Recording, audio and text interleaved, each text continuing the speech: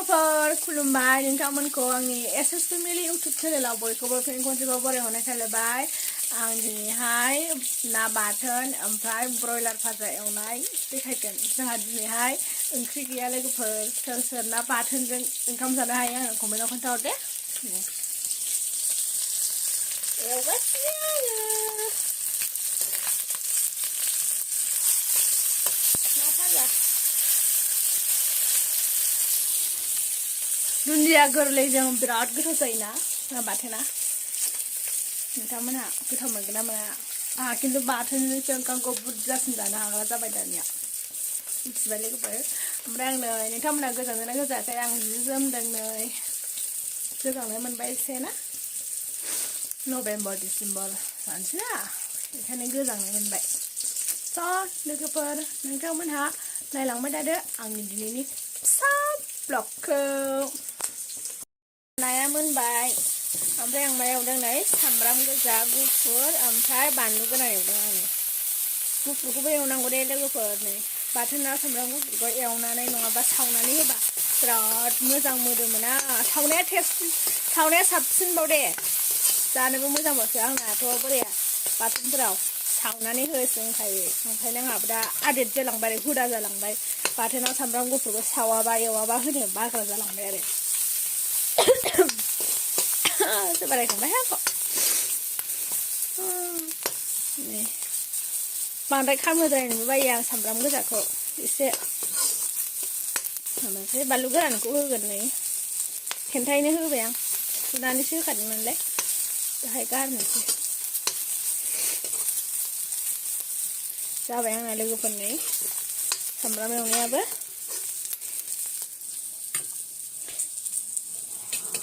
दा देबा खम गोथाव जासिगोन बे बाथोना स' नोंथांमोनहा सोर सोर बाथोनजों ओंखाम जानो हायो आंनो कमेन्टआव खोन्थाहरदो दा ब्रयलारखौ एवहरनोसै बानलुखौ फिसा फिसा हाफ्लेनानै होबाय आं सामब्राम गुफुरबो एसे होखादों संख्रिखौ दानो होथ'वा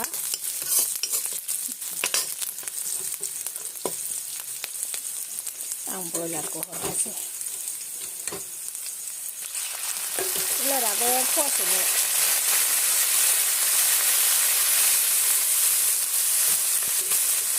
बेदरफोरखौ सामफ्रामबो जानायखायनो जोंहा बुरजा बुरजा जाया सामफ्रामबो जानायानो जाखायो नालाय ओंखायनो एसे एसेल' जायो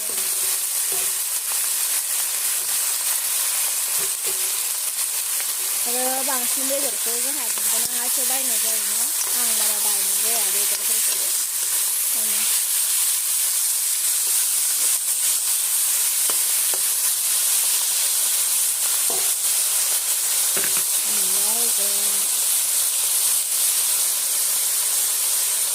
मानो बुरजा गैया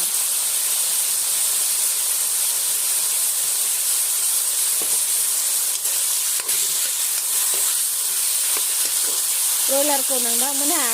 रुनानै रुयो ना ओरैनो दै गुदुङाव सोमो ना लेबु होयो ना संख्रि होयो जोंहा दै गुदुङाव सोमलाया जोंहा लेबुजों संख्रिजों होनानै होयो होमबानिया आरामहाय राफोद राफोद जायो जानो आरो बिनि बिजानुफ्राबो खारबाय आरो दै गुदुङाव सोमबाबो जायो खिन्थु जोंहा दै गुदुङाव सोमबा टेस्ट मोना होननानै संख्रिजों ओमफ्राय लेबु सेबनानै होनानै दसे सोमहाबो बिदिनो 5 मिनिटसो दहाय आं गामलायाव देखायदोंमोन ना लोगोफोर बिदि जाबाय माने आं होगोन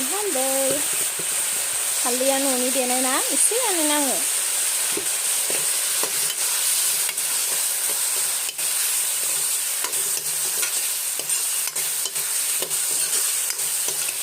न'नि देनाय माने जोंहा न'नि नङा आरो माने बायदों ओमफ्राय न'नि देनाय जाहैबाय आरो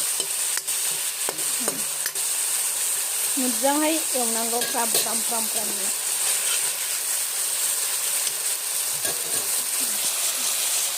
आंना बेदरा बिराद मोजां जाबाय एवनाया आङो गासैखौबो होनानै लाजोबखाबाय नोंथांमोननो देखायलासै मिट मस्ला गासैबो होजोबबाय आं दा एसे दै होनोसै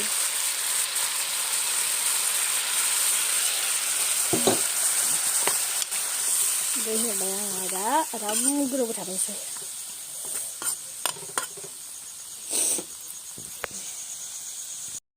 खोनादोंमोन आं खोनायाखै खोनायाखै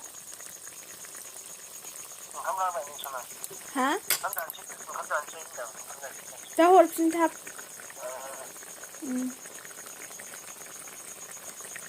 बोराया फन हरदोंमोनलै लोगोफोर नै ओंख्रियाबो मोनथारसिगोन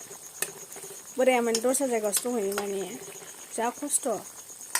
7 daysनि थाखाय थांदों आरो ना रायलायनो मोना हरावबो उन्दुनो मोना नै मोनथारसिगोन लोगोफोरनिफ्राय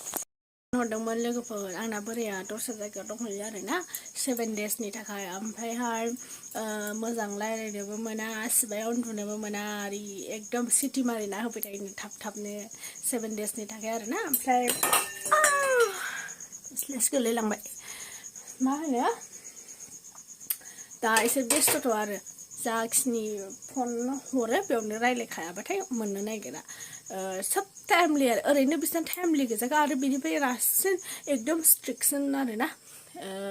मोनायावबो डिउटि होनांगौ आरो उन्दुनो मोना उन्दुबानो सिटि मारिनानै होयो उन्दुबानो सिटि मारिना होयो रेस्ट गैया आरो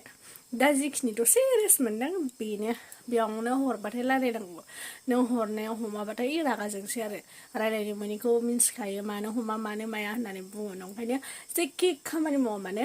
दोनथ'नानै जे बे फन हरबाय हमनानै रायलायथारनांगौ आरो नङाबाथाय गोसोफ्रा मोजां मोना बेबो मोजां मोनला ओमफ्राय आंबो मोजां मोनला आरो ओंखायनो ओमफ्राय जोंनि लाइफ स्टाइलाथ' बिदिनोसै गोजान गोजान थानाय ओंखायनो बेनो आरो लोगोफोर